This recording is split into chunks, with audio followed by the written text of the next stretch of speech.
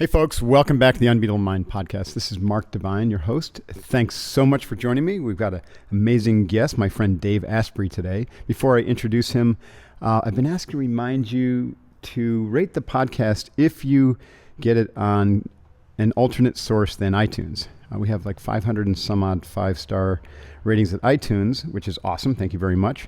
But now we're available on Google Play and SoundCloud and Pandora. And I keep forgetting the other one. Oh, Spotify, which is probably the biggest one of all. Because they're recent, we don't have that many reviews. So if you like the podcast, please review it. If you don't like it, forget I ever said that. Today's well guest. said, Mark. Very subtle. Thanks, Dave. I know, right? Hey, man, I've learned to be completely transparent, almost to a fault. I say shit that I probably should never, ever say. And I don't know. I haven't gotten too much trouble yet, so I'm going to keep doing it. You're pretty funny. Anyways, Dave, thanks for being here. So let me give them the formal intro in case people haven't heard of you. So my guest is Dave Asprey, who's the father of biohacking, founder of Bulletproof. Do you call it Bulletproof still? I think you've changed I call the name. it Bulletproof. That's what I thought. A couple times New York Times bestselling author, most recently of the book Game Changers, which interestingly I got a little copy of like 6 months ago, and I was excited to see that yours truly was featured as one of your interview subjects. That was kind of cool. Yeah, so thanks for that. I am.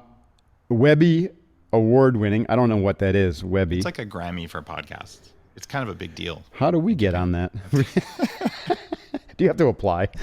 I don't know. Or do they come after you? Said you won. I'm like, are you serious? This is really cool. That is cool. So Webby award-winning podcast, Bulletproof Radio. You know, I have a lot of people tell me they heard about me through Bulletproof Radio, which is kind of cool. Since we haven't really spoken in a couple of years, that's kind of cool. And everybody on this Unbeatable Mind podcast does Bulletproof Coffee, so thanks to you. Oh, and a lot of other cool stuff. So how are you doing, buddy? Thanks for doing this. Oh, you're welcome. Happy to be here for you. And I'm a fan. And I still every now and then just tell stories. I'm like, man, I met this really awesome guy, and it was kind of intimidating because he has a porn star name. and Mark Devine. I mean, what a... Well, I was a porn star. Back before I was. You have probably the most memorable name of any guest on the show, except for a stem cell scientist who should have been a rapper named Amy B. Killen, which is that's a pretty good name too. But Mark Devine, you take the award for like the toughest guy with the most surprising name. Thank you, and it's my legitimate name. Like I didn't have to change it. I love that, and you're in Game Changers too.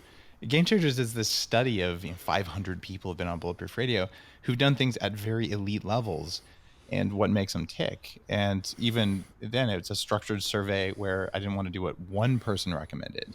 Right. I wanted to do what most people agreed on and then call out the stories that illustrated the concepts for high performance there. And you definitely made that short list for it because I was an elite porn star.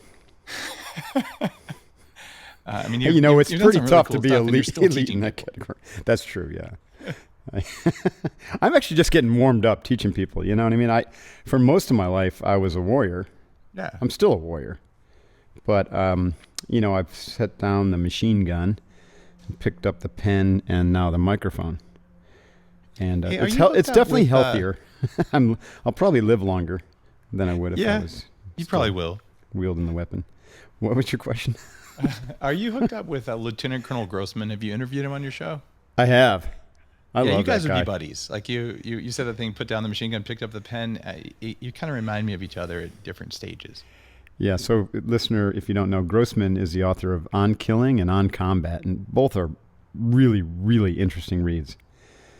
So, what's interesting is I've been teaching box breathing and breath training for years, and he actually references that as a tool that some of the elite soldiers were using when he was doing his research. So that was kind of cool to see that. Yeah, in fact, it was his book that specifically had me start talking about box breathing in some of my early writing. Nice. Because I'm like, well, if it works for first responders, that's one of those extreme situations. If you can handle your shit when you're literally out there on a battlefield and it's life or death, I'm pretty sure you could handle it in a boardroom or in traffic using the same tools. Yeah, he calls it square breathing in his thing. I think I'm the first one to coin it, box breathing. And Cool. I tried to trademark it, but failed miserably in that department. So you can't trademark breathing. Sorry. Yeah, it's really hard. The big pharma's been trying for a while. Can I patent that? They haven't managed. They haven't, huh? So before we get into some of the things you learned in Game Changer, which I definitely want to talk about, tell us a little bit about yourself. How did you get into this whole passion of yours, hacking? I know that I heard a little bit of the story when I met you earlier, but I don't know if everyone knows. So give us a little bit of background. I used to weigh 300 pounds. I'm about 200, and I haven't been on my crazy high-tech scale lately. I'm probably about 208, given my muscle mass and around 10% body lean, fat. mean fighting machine too, right? I'm doing all right. I'm 46 now, but I ended up having weighed not just 300 pounds, I had my brain completely not work in my mid to late 20s as my career was taking off. And I had a brief period where How does one tell if your brain doesn't work, especially if you're inside your own brain? Like there's things that you can do, and then suddenly they don't work anymore. You can't remember names, or you really want to pay attention in a meeting and your brain's gone. And someone asks you to solve a problem, and you're like, oh, this isn't a simple problem. And you just look at it, and there's just nothing there. Wow. Or you can't find your keys in there in the refrigerator. And you go to the store, you don't know why you were at the store, what you were going to buy. All of that was happening to me. And I wouldn't hire myself because I'm too flaky. That's funny. So you could clearly see these patterns, and you're like, 300 pounds, and I'm finding myself in my underwear at Walmart and not knowing why I'm there. We got to do I something thought that's different. What you were supposed to wear. You go to Walmart without underwear on? Dude. Well, I try to have something else on over it, usually. All right, speaking of Walmart, I got to say this. As of 3 weeks ago from when we're recording this, Bulletproof coffee just became available in almost 2,000 Walmarts. I'm so stoked about that. So you can get a cup of it, or it's available like in some sort of packaging? We've got the cold brew that's ready to drink. We've got the beans, the oil. I think the collagen. I pictured some kind of like performance station for the Walmart crowd. You walk up and they're transformed from whatever a Walmart person is to superhero. It's kind of hard to say there's such a thing as a Walmart person when they're the largest retailer in the world. So I think everyone goes to Walmart. Not me. Not Jeff. No? Jeff and I are looking at you going, what? I can't stand Walmart. It's literally, it's like, what is that creature on Harry Potter that sucks the life out of you? Yeah, it's like Dementor. I walk into Walmart and I feel like there's a Dementor that just sucked my entire life force out of me. Oh, I know what that is. It's the same thing though in every big box store. That's the lack of oxygen, the high amount of formaldehyde in the air, and the crappy lighting. I get that in almost every big retail environment. I figured you would have studied that. I know that's Walmart specific. Okay, now I know a lot more about that than I used to. But I'm serious. Doesn't that happen? You go to Bed Bath & Beyond or somewhere, you kind of feel the same way? It's true. You're right. But I just associate it with Walmart. It's the way they build their environments. They're not that compatible with human biology. It's weird. I buy more when I feel good, so you'd think they would do something about that. But see, you're different, Mark. Most people buy more when their brains are turned off. And they actually do studies. Just all of the big retail industry does studies that show, okay, if you over illuminate the environment, like you go into a store, it's evening, and it's like there's an arc light on in there, and it's glowing bright, and you kind of squint. Right. People buy more into that environment because it turns off some of your logical thinking. You're spending so much of your brain energy filtering out all the crappy light and circadian disruption that you just throw some extra crap in your cart. It's real. I don't think they know that's why. But you need the dopamine hit to start to feel normal again. Yeah, I probably look like an operator. I put on a baseball hat and glasses, like sunglasses, before I go into any large store, and I spend less money. Dude, there's a new product for you. I have a company called True Dark that makes glasses for sleep. Those are the glasses I'm wearing. Yeah. You could create the shopping halo or something like that protects you from all that crap. Hey, so you save money. I sent you the jet lag glasses? Do you know about that stuff?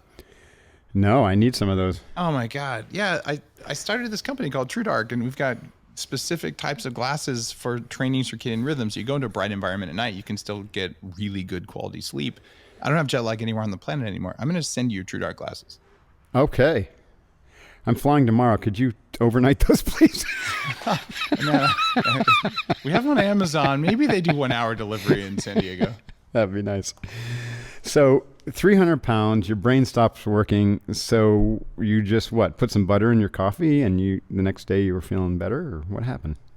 Well, I spent $300,000 originally, now more than $1 million, hacking my biology. I was a computer hacker. I worked at the company that held Google's first servers. And I said, all right, I got this. I don't want to be fat anymore. They diagnosed me with arthritis in my knees when I was 14. I've had 3 knee surgeries by the time I'm 23. Jeez. And I said, but I'm going to go to the gym. I'm going to go every day, 6 days a week. I'm going to do an hour and a half weights, half cardio. I'm going to be on a low fat, low calorie diet. And I'm just going to do it until I'm thin. 18 months later, I still weigh the same amount. I can max out all the machines but 2. I could do 45 minutes wearing a pack at a 15-degree increment on the treadmill, going uphill but not running, just walking fast. And I'm just frustrated and tired and irritated. And I just realized... Wait, you didn't lose any weight after all that work? I'm sure I replaced some fat with muscle, but I didn't shrink my pants at all. The same size pants as before. I was about a 44 to 46 inch waist. I'm a 33 inch waist right now. And I've kept this off for more than 10 years without being hungry. And so I got pissed off. I went to the doctor, and he basically said, vitamin C could kill you, and maybe you should try to lose weight. I'm like, dude, I do everything. And he thinks I'm lying. He literally is like, yeah, right. You're eating Snickers bars. So I fired the doctor, and I got really pissed off, and I said, I'm going to learn all this myself. And I would study biology for a couple hours a night, every night. And eventually I started running an anti-aging nonprofit group, and I lost the weight, and I turned my brain on, and I realized most of what they tell you at the doctor's office about health is wrong. They're really good at patching up really sick people or damaged people. Well, they want they're not really good keep at taking people coming back. Yeah. Otherwise, they'd be out of business. They'd all get fired. If you're at 50% performance, you're the perfect patient. You're like, oh yeah, come back next month and we'll take care of it. But if you're 100% healthy, you'll go to the doctor once every 2 years, and that's not great. And it's not that the doctors are evil. I'm married to a doctor. Some of them are my very close. You're married friends. to Dr. Evil? Dr. Evil? Is there another kind of doctor? No. I'm married to Mrs. Dr. a former Evil. ER doctor. But Cool. It's kind of frustrating because individually, all doctors want to heal people. Like they would never do that. But we created a system where the output of the system, which has kabillions of decisions in it, ends up doing that. So I just realized I was caught up in all that. And I said, I'm going to hack it. And I did. And I started the Bulletproof blog. I was a VP at a big company. I just had a couple kids. And the blog was meant to just, hey, if someone had told me this when I was 20, it would have saved me a few $100,000 and a heck of a lot of suffering. And it was just meant to share information. And it became a company. I said, I'm going to make this coffee that doesn't make me crash without these toxins. And so I made it, and the market size was pretty good. And then I made this brain octane oil thing that works way better than coconut oil or MCT oil, and collagen protein. So if you see MCT or collagen or high performance coffee, those are things I started because you couldn't buy them, and now they're whole industry categories, and it's kind of cool. That is pretty cool. So let's talk about food. What did you change about your diet to what I found was your life? This idea that, you've got to eat a low fat diet. Man, let's go back to Mr. Graham, the guy graham crackers are named after. That's an actual dude? It's an actual dude. And he hung out with either Mr. Post or Mr. Kellogg. I'm forgetting which one. I think it was Kellogg. Okay. They believed, I'm not making this up, they believed that sexual desire, especially male sexual desire, was the root of all evil in the world. So they set out to make foods that would reduce, I'm not joking, that would reduce male desire. What? And wow. This is real. Where did you find that little tidbit? Oh, it's on Google. It must be true. Is it? It is true, and it is on Google. That's true, huh? Okay. And I mean, this is going back 100 plus years, right? And so these guys were well-meaning, and they said, well, what happened if we took all the, fat and cholesterol, the cholesterol that turns into testosterone that is not bad for you when you eat it. If we took that out of food, and what's left is, sugar, sticks and twigs and all that kind of stuff. So you eat that stuff regularly, and it works pretty well to reduce testosterone levels. And as you and I well know, men and women with lower testosterone, you have less zest for life in general. And you can also have too much testosterone, but I guarantee you eating a good diet isn't going to do that. God, so what I did explains so much, by the way, like why we had an entire, like, 2 generations of angry white men fucking things up. Pretty much. Who look like marshmallows, right? Exactly. Thank God we're beyond that. Exactly. And it got to the point with my diet where I tried everything. I was a raw vegan, a devout raw vegan for quite a while, actually. Because it made me feel really good for a while. And then I started getting serious health problems from it, very common health problems from going down that path. I did the Atkins diet, I did the Zone diet, all these different things. I could lose 20 pounds, gain 30, lose 40, gain 50. And eventually, mostly from hanging out with people twice as old as me in the anti-aging world at the nonprofit that I was running, I just realized, there's some rules here that stand out that are the opposite of what people said. It turns out a low or a high fat diet is bad for you if it's the wrong fat. So, oh my God, what if you ate a high fat diet with only the right kinds of fat? And what if different carbs did different things to the body, and some carbs were inflammatory and some carbs were useful? And what if some proteins were terrible for you and others were really good for you? What if the time that you ate mattered more than how much you ate? And it turns out those are all real. And I came up with this framework. It's called the Bulletproof Diet Roadmap, and it's free. It's on the Bulletproof website. Search for Roadmap, and you can just download it. And it's the structure of the Bulletproof Diet, my first big New York Times bestselling book. And the deal here is, look, if you're going to pick a vegetable, these are the vegetables that almost everyone benefits from. These are the vegetables that may trash your biology and may be good for you, depending on your genetics. And these are the things you should never eat. And you can do it for protein, you can do it for fat, you can do it for veggies, you can do it for starches. And so I just went through and I stack ranked everything based on the preponderance of evidence. And what it turns out is whole grains, they'll trash you. They are simply not healthy. No society ever ate whole grains on purpose. Only the poorest of people would eat them because they couldn't afford grains that have been stripped of the irritants that they cover themselves with to keep plants or to keep animals like us from eating them.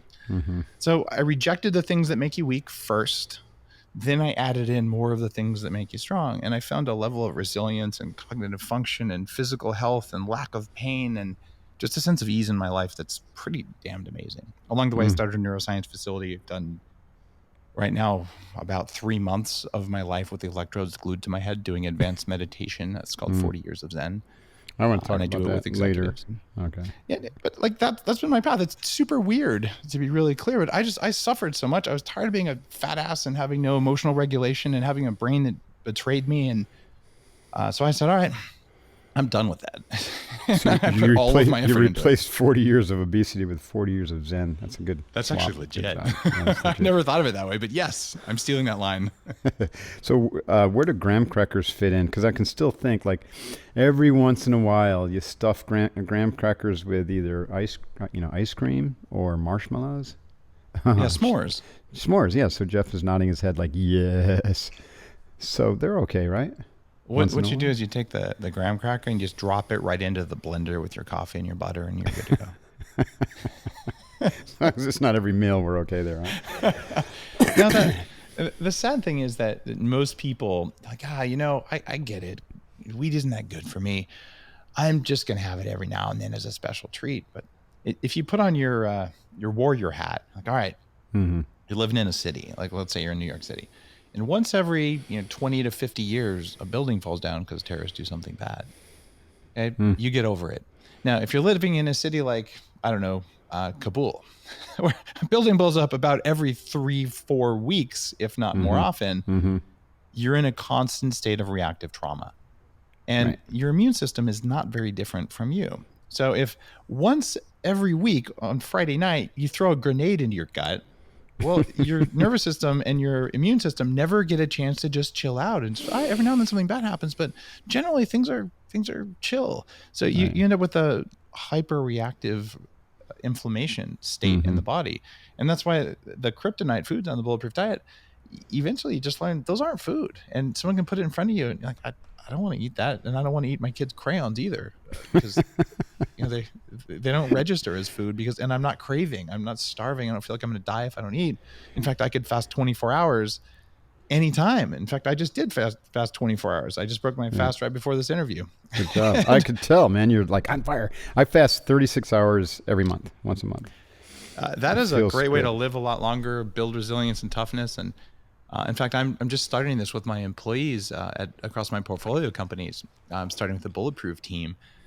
It's optional, but we're going to do every couple of weeks. We're going to do a 24-hour fast as a team. So you can sign up and, actually get on a video cast with people when we were going to have a meal and just talk about, hey, how's life? And, how are you feeling? And if you can't do 24 hours without eating, without just losing your shit, you're broken. You got a problem. Right, exactly. You're lacking something metabolic. You're addicted, or you got some sort of physiological thing going. So let's talk about intermittent fasting and then fasting, like we're talking about here. I've found them just anecdotally in my life to be really, really helpful. I mean, it helps keep me, what Sisson would call metabolically flexible. And so I can go between ketosis and glycolytic kind of at will or with just a few tweaks. And I really enjoy it now that I'm, my last meal is like between 6 and 7, and I don't eat again until like 11, between 11 and 12 the next day. And I'm not hungry at all, like zilch. The only thing I do have is coffee with my collagen. So I don't know if that's really eating. I'm drinking, right? It's not eating. And then the fasting itself has a whole different feeling. My body feels like it goes through a complete reset, and also there's the psycho-emotional effect, where you really have to, it's almost like a mindfulness practice, right? You really pay attention to the cravings that come for literally only for me about an hour, and then they go, and then it's all light and it feels really good, Anyways, that was my little soliloquy. What do you say about those two? You're right. I mean, the idea of fasting to me was, as an obese person, it was so abhorrent. Like, don't you know, you'll start going into starvation mode if you don't eat every 3 hours, and then you'll get really mad at everyone around you and yell at them because you're hungry, which is kind of what would happen to me. Hangry, they call that, right? So that wasn't a good state, but you just think it's how it is. Right. And now the power of intermittent fasting, the Bulletproof Diet book, the paperback just came out, but it was first published in 2014, and I did most of the research on it 2010, 2011. Mm-hmm. And I started doing these intermittent fasts where you just don't eat for 18 hours or 16 hours a day, which is kind of easy. You have dinner kind of early, like 6, and then wake up and don't eat until 2 o'clock in the next afternoon. Right. And as long as I had some coffee in the morning, I felt really good. But the transformation in my biology, and then the research on something called autophagy, where your cells basically eliminate the weak ones, and even the weak mitochondria, it's really powerful. And I kind of doubled down with that on in my book Headstrong, which is about how metabolism affects the brain and cognitive function. And I gotta say, intermittent fasting every single day is probably bad for you. Especially on days when you're sick or tired or overworked, and especially if you're a woman. Doing an intermittent fast where you have bulletproof coffee in the morning, for the specific reason, not because it's the stuff I make, but because if you have fat with 0 protein and 0 carbohydrates, well, all of the gut bacteria that eat carbs can't do anything, so they think you're fasting. In fact, some of them will go away because they don't like fat. And all of the stuff in your liver and your pancreas that makes protein digestion enzymes won't turn on. It'll actually continue making enzymes for healing the body. And you get most of the effects of a quote, water fast by doing that, and you can still have enough energy to do work. So I did that. I still do that. I do that for breakfast quite a lot, and I sometimes do just black coffee in the morning. And it's just life-changing. But every day, you probably don't need to do it. So do it 3 times a week. And if you're a guy and you're at your prime and you're getting enough sleep, you might want to do it 6 days a week, and then have gluten-free waffles the other day because, well, you got to live. Why not? Yeah, absolutely. What food does your brain want to eat, or want you to eat? Your brain wants 2 foods, and a lot of this comes out of Headstrong. Your brain wants fat. It's made out of mostly water and then fat, but it doesn't want canola oil, soybean oil, corn oil, because it doesn't have a lot of that in it. What it wants is undamaged fats. About 45% of your brain is saturated fat, so you can eat about 45% of your diet in that. I like to think of that as the wax bricks that your cells use to build their membranes. And about 25% of your brain is monounsaturated fats. And those are, think of them like the mortar between the bricks. Like they're useful. They're kind of a bit of a gel there. And then you need a little bit of lubricant to allow receptors to go through. And that's about 25 to 30% of the cells. And that's omega-3 and omega-6 oils. And your brain really wants more omega-3s, but you eat a lot of crappy oils, even if you don't mean to. So you tend to get too much omega-6, which creates inflammation, and not enough omega-3. But that's what your brain loves, except I lied.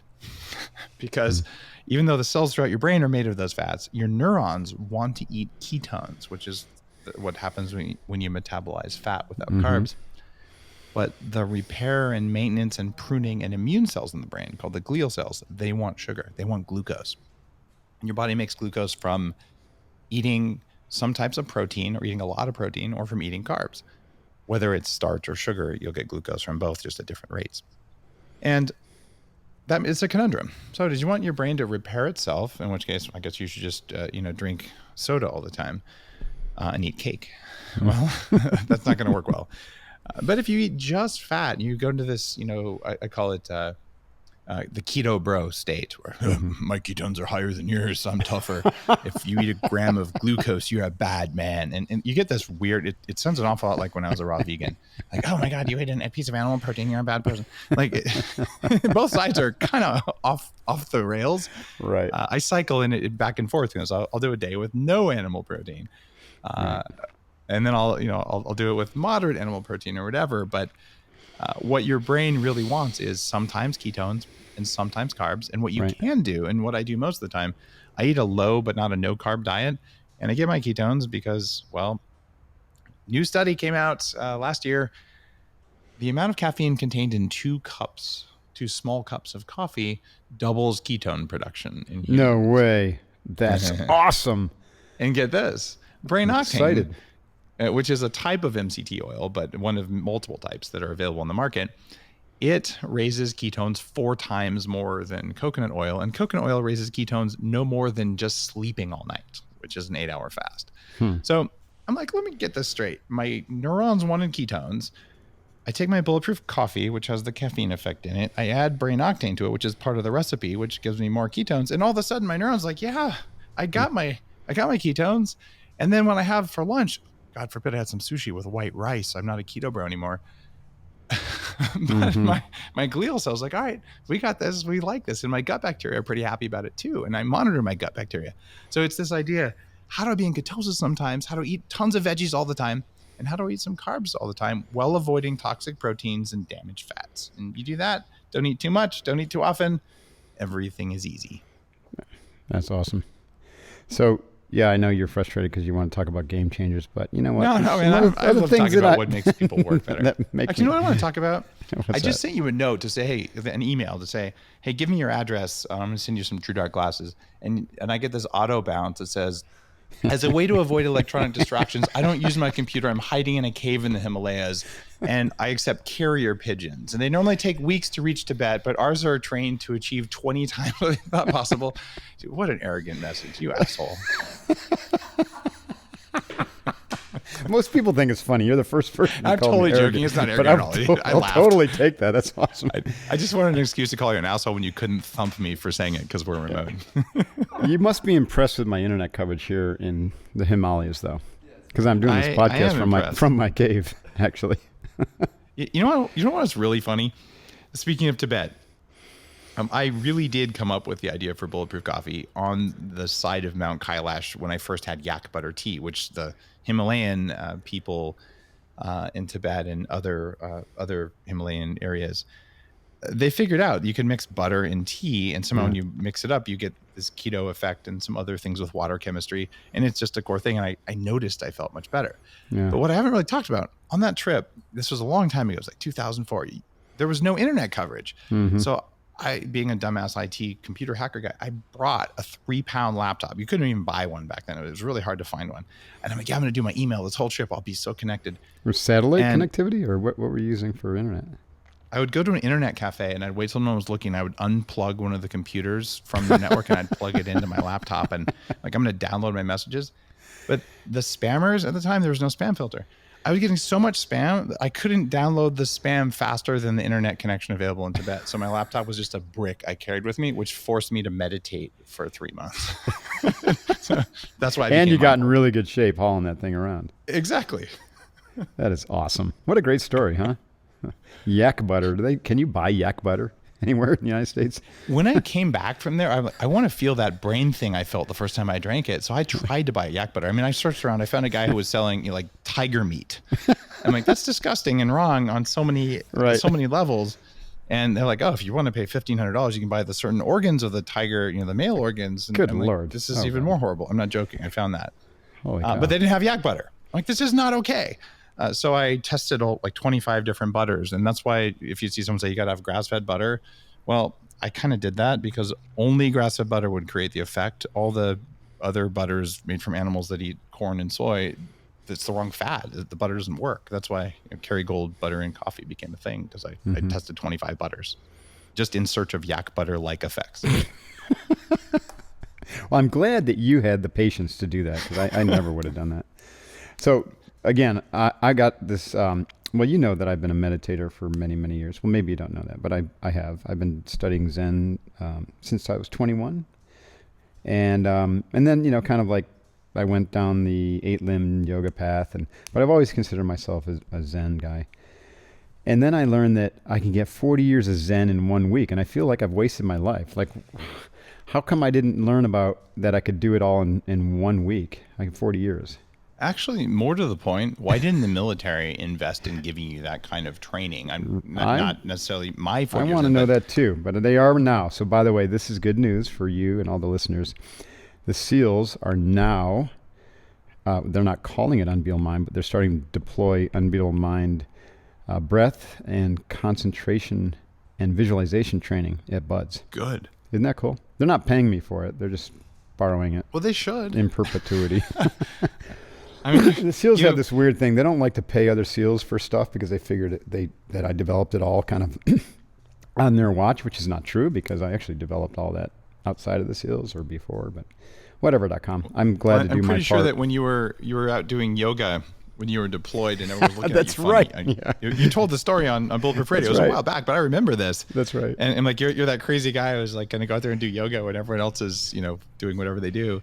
Yeah. So I think you put in your time with the military, but you also did some things that were not on the menu, and that's where the value came from. That's right. So tell me about 40 years of Zen. And by the way, I definitely want to go, but when I looked at it, I was like, I don't know if I can slide $10,000 for this. So what is the program, and why is it so valuable that you can command this kind of money, that kind of money for the executives of the people who go? Well, it's $15,000. Man, I'm sorry about that. Can I get a discount? Let's talk. I do, especially if I can get some flexibility on your calendar. So when a spot pops open, I'm happy to chat with you. Okay. But I'll tell you what. I'll let you come to Kokoro Camp if you let me come to 40 Years of Zen. That's a fair trade, isn't it? It might be. How long is Kokoro Camp? It's only 50 hours. You'll be done in no time. Yeah, 50 hours plus like 6 weeks of recovering, right? Right. I'll hook you up, man. Here's what 40 Years of Zen is, and I wasn't planning on talking about it, but you never know. 20 years ago, 20 years ago, I went to this neurofeedback thing. I wanted my brain to work better. I mentioned I was fat. My brain wasn't working. I was desperate. I would try anything. I bought Russian machines that ran electricity over my brain and all kinds of weird stuff. And I went to a neuroscience, or not even neuroscience. Frankly, it was a chiropractor, but it's the only guy in the Bay Area that did neurofeedback. And I love chiropractors. I have tons of friends who are chiropractors. They're just not where you'd normally think of going for neurofeedback. He was so cutting edge. He's like, oh, I have this in my office. That's cool. I go in there, and this little kid runs up to me and just starts screaming like, ah, and runs in circles around me over and over and over. And there's like beads in a fish tank. And so I did my neurofeedback. I went in every day for I think 20 sessions or something. And I noticed an awareness dawned on me. This is before I had much of a meditation practice. But what swung the needle for me most is about maybe 7 or 8 sessions in, I walk in and the same little kid's in the lobby, and I'm looking for a corner to hide behind a plant in, because I don't know, I didn't really respond well. I just at the screaming like that, and the kid walks up to me. I'm going, no, and he looks me in the eye and he shakes my hand. He goes, my name's Bobby, and he's 8 or 10 years old or something. And I'm like, what just happened here? And he was an autistic kid who was getting better from autism using neurofeedback. That's awesome. Wow. So I went home and I bought a machine. I'm like, all right, I'm going to buy a clinical grade machine. I've had my own neurofeedback equipment for 20 years. Uh-huh.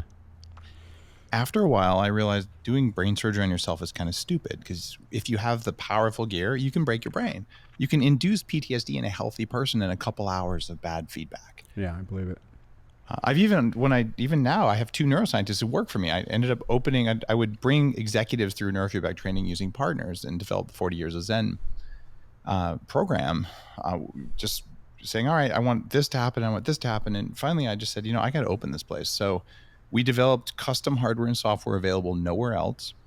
And a whole program, executive chef, 5 days, 10 hours a day, where we use 5 different technologies on your brain, and show you what's going on in there and give you a set of tools that come out of meditative practice, with the goal of giving you the same brainwaves that you achieve after decades of daily meditation practice. Are they durable, or will they disappear and go back to your old? They do stick. We've tested people a year out, and the brainwave changes are there. And the testimonials on the site are pretty amazing. And we're training things that aren't supposed to be trainable. But here's a question. We now know what a gamma brain state is. We know what meditation does to a gamma state. And I've looked neuroscientists in the eyes who say it's not trainable. And then I show them a graph where at the beginning of the session it was here, at the end of the session it was here, and the graph is up and to the right. This looks like a training effect. And the answer is that can't be. I'm like, all right, then it isn't. But that's the kind of stuff we do. So alpha, gamma, theta, and just custom stuff based on 24 channel brain scans, as well as ways to increase neuroplasticity. And this is Professor X school. And I wanted this for myself desperately, so I could progress the way I want to. And I wanted it to help the people who, people who are having a big impact on others. And I apologize for the price. My goal with this institute, and by the way, I don't get paid from 40 Years of Zen. It's not. It's a company I started, but it's there to do good. Bulletproof is my paycheck and my main focus. Of course. But 40 Years of Zen eventually is going to get to the point where we can replicate what we're doing in high schools for a much affordable. Why don't you make it a nonprofit and just raise some money and let it be free? I've considered that, and there's various reasons why that probably wouldn't work as well. That have to do with the legal system, and what nonprofits are allowed to do in decision making and things like that. But when I'm done, if anyone who's been through high school has been treated by other kids in a way that's mean, and a lot of times it's bullying, other times it's just stuff happens. And so everyone who goes through 40 Years of Zen, it's like, did you know? At some level, you probably have an issue with your parents and your teachers and all this because you're human. Why don't we edit out that responsiveness? And then you get people who've been through massive trauma. And we've had veterans come through. And I don't mean brain trauma. I just mean, they were in a horrible car accident, or they were horribly abused emotionally or in other ways as a kid. And they've learned to manage their life as an adult and to show up and perform at the highest levels, but it costs them because they're overcoming the biological responses there. Right.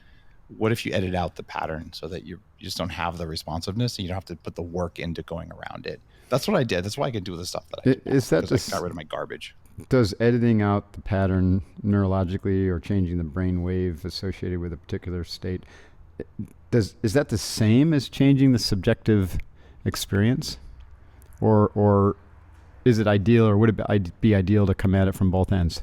Work with the subjective experience through, let's say, therapy or psychotherapy, and pseudo-invasively change the brain state. I'm not sure they're the same thing, What'll happen is that the need for the psychotherapy, becoming aware of it goes down. It's helpful to have awareness ahead of time, but imagine it's like this. There's a distributed, unintelligent pattern matching system in your body. And it's designed to keep you alive. That's all it cares about. It doesn't understand time. It doesn't know past or future. Right. It doesn't know anything other than, is something going to eat me or kill me now? If so, react. And that's where that prickly sense of intuition comes from. In fact, when I interviewed you, Mark, I asked you about a long-range patrol, like a reconnaissance friend of mine was saying, I know when I'm in someone's crosshairs. Like I feel it in my bones. Right. And I said, is that real? And he said, yes, that is real. And well, that system that knows when there's a mortal threat, it's a real thing. And how it works and all that, we don't know everything about it. But what we do know is that when you felt extreme painful emotions at any time in your life, the younger you are when it happens, the stronger the effect is.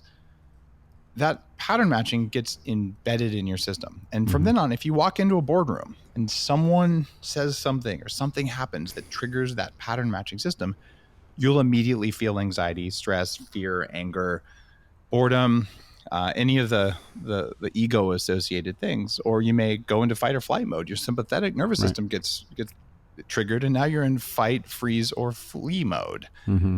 Not effective as a human being, but it's just there to keep your meat alive. Well, what we're doing effectively is going in, showing you when that pattern is triggered, and going in and turning off the pattern recognition because it's not functional. And after that, you'll walk into the same situation and you don't have the emotion. You're like, oh, look, it's a board meeting. Oh, that guy just told me I'm a jerk and I'm failing. But instead of feeling like you were going to die and reacting like you were going to die, you're like, actually, yeah, I did screw that up. Or you look at the guy and tell him to pound sand because he's wrong, right? That's interesting. But it's not a psychotherapy discussion at that point because you didn't have that negative emotion. You didn't have to tell yourself a story about why the emotion happened and all that kind of stuff. So it's about removing all of that work that we all do because we're humans. It doesn't matter how strong you are. I had a guy come through the training who's lost $500 million in one day and walked away from that. And whoa. He's got the same stuff as someone who walks in and has had a very different path through life. It's part of being human. And if you've done the stuff that you've done, if you're a warrior, and you've seen people get shot and all that stuff, there are some people who go through that and they're not traumatized, right? And there are people who go through it and they're traumatized, but they're carrying it and they're still functioning. But there's usually stuff in there that you can just let go of, and it's part of being tough. And the first step of being tough is, pushing through it and walking it off. And the second part of it is, letting go. Yeah. Oh, there you go. Thank you. Those are the words I couldn't find. Letting go. You nailed it. But that's how it works. And you can do it with EMDR. You can do it with the breathing you talk about. Let's stop there. Yeah. Breath and EMDR are both like awesome tools that I have experienced with both actually quite extensively. And EMDR works at kind of a more of a deep nervous system level. It kind of bypasses the brain. So would these be complementary, or are you saying that the biofeedback working, just at the brain wave level will also have the same effect as EMDR? Or do you not know? They're related. I have done EMDR and I've done extensive neurofeedback, and I mean my wife has done both. I find EMDR works really well when you know what you're going after. Right. Like it's like a sniper. Yeah, exactly. Yeah. And when you're sort of like, I know there's stuff, I don't know what it is. There's a kind of an inquiry process that works really well with neurofeedback, and a very high-end EMDR practitioner can also erase patterns. I find that it's with neurofeedback, you sit there for 2 hours and you're sort of like going through just wantonly killing patterns left and right that aren't helping you. It's a different experience than EMDR, which, like I said, it's that sniper, one shot. But man, anyone listening, listen to Mark. He says he's done EMDR. I've done EMDR. That stuff is legit. If you have stuff that pushes your buttons and you know what it is, just go in and take it out, because your life is so much less work. Well, I'm gonna make a broad statement here. I think pretty much. I was gonna say everyone, but maybe that's too much. But most people, at least in the West, have some form of early childhood trauma. It's not really unavoidable, Hold on a second. Were you born or did you have a C-section? No. I was a cyborg in the SEALs, so I actually wasn't born. I was created. So I didn't have any early childhood trauma, of course, because I'm a cybernetic being. But most people do. I mean, it sounds like you agree with that. And I'm joking. I clearly had it. I grew up in kind of a pretty fractious, violent environment. And I love my parents, and they did an actually amazing job because they created a future Navy SEAL. I'm really grateful for them for that. I couldn't have been a SEAL without that. You know what I mean? They did their job, karmically speaking. You know what I mean? But then I had to kind of unwind some of that trauma, which happens. Really, the worst part is the first 6 years when the brain is just a pure emotional, sponge, And when Yeah. love is not there, or things are chaotic, and it's there's a feeling of lack of love, then you basically adopt everything that's happening in the environment as yours. And that's trauma. It's trauma. And it's sucked right into the nervous system. At any rate, so now we got to deal with that. And everyone who's listening, if you're a male and you think that therapy is not for you, take a look in the mirror and ask what's holding you back in life. And it's basically your emotions, and you can track it all to patterns developed in early childhood, the first 13 years. Mark, one of the things I just love about you is that you're a Navy SEAL commander, and you just said that. And yes, like that is the thing. I'm a CEO of a venture-backed company, same freaking stuff. Exactly. Yeah. And the guys aren't supposed to talk about that. I got no problems. No, if you're alive, I guarantee you there was a time when you wanted the boob because you wanted milk and you didn't get it, and you got really, really freaking angry, and it actually left a little mark, and it's probably still there today unless you've taken steps to get rid of it. And that is a trauma, and it's a tiny one that everyone goes through. And then you get the stuff that you talked about, or you get the kid who's pinned down in 4th grade and 5 people kick him, right? Or your parents beat you, or all the other bad stuff that happens, not because we deserve it, but because your parents were traumatized, because their parents were traumatized. Right. It goes back many generations. Yeah. And not even to mention, you got the major world wars. The children of major world wars experience trauma in the most possibly big way. Yeah. And how could it not affect their parenting and then affect their kids? So it's just how we are. But if you know this, you have a moral obligation to go deal with that on yourself, so you don't pass it on to the people in your life. Or run for president or something like that. How can you not laugh? I know. Well, Mark, we're coming up on the end of the show. What? Are you serious? I thought we just got started.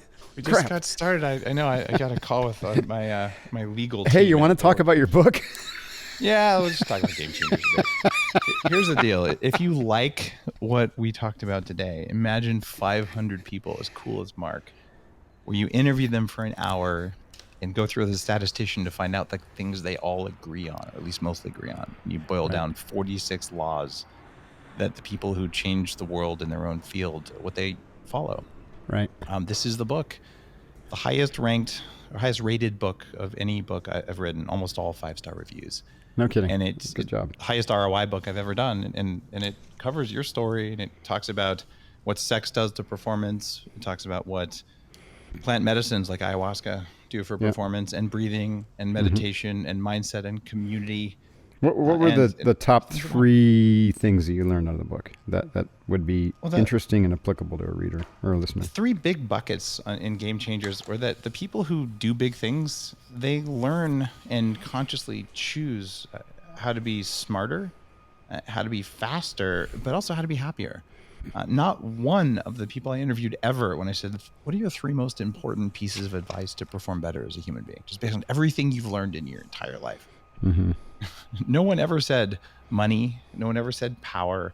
No one ever said fame. No one ever said get laid a lot. Mm-hmm.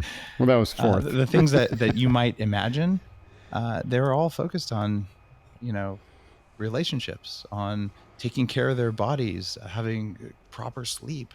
And it didn't matter if these are Nobel scientists, didn't matter if they're Navy SEALs. Right.